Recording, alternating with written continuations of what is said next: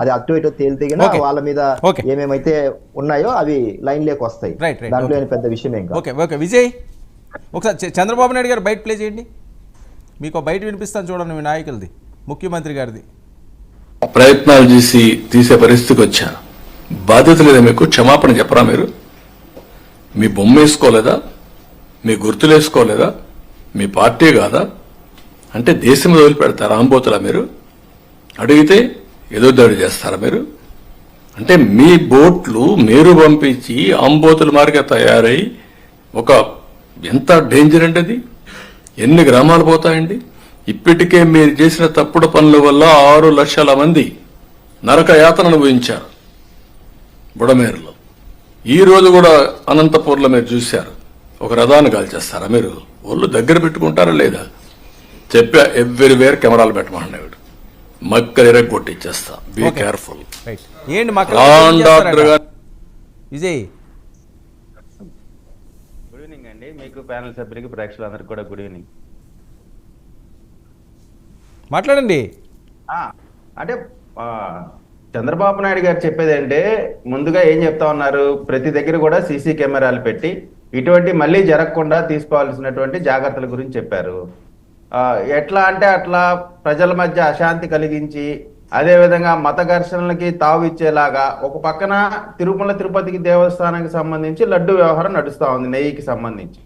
మరి ఒక పక్కన అదే సమయంలో రథం తగలబడిపోయిందంటే హిందువుల మనోభావాలు ఇదేదో మా పైన దాడి. ఒక్క విషయం ఇక్కడ విజయ్ మనం స్ట్రైట్ గా మాట్లాడుకుందాం. రథం తగలబెట్టిన వాళ్ళు వైసీపీ వాళ్ళని అరెస్ట్ చేశారా?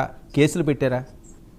అరెస్ట్ చేశారు, కేసులు పెట్టారండి. వైసీపీ వాళ్ళ వైసీపీకి సంబంధించిన వాళ్ళే. ఓకే, దాంట్లో ఏమి అంబిక్విటీ ఏం లేదు.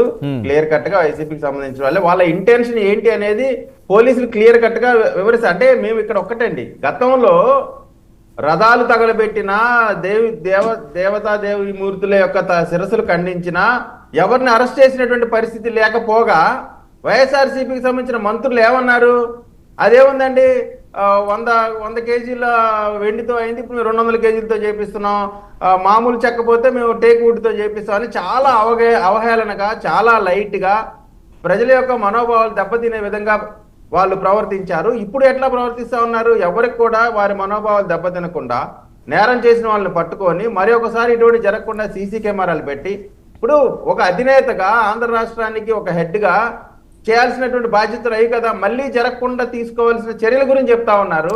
తప్పుడు కార్యక్రమాలు చేస్తే కఠినంగా వ్యవహరిస్తామని చెప్తా ఉన్నారు. వల్లభనేని గారు, కొడాలి నాని గారు ఇంకా బయటికి రారు, బయటకు వస్తే ఇదిగో అరెస్ట్ చేస్తాం, అదిగో అరెస్ట్ చేస్తా ఉన్నారు. ఈ రోజు వచ్చి ప్రెస్ మీట్ పెట్టారు.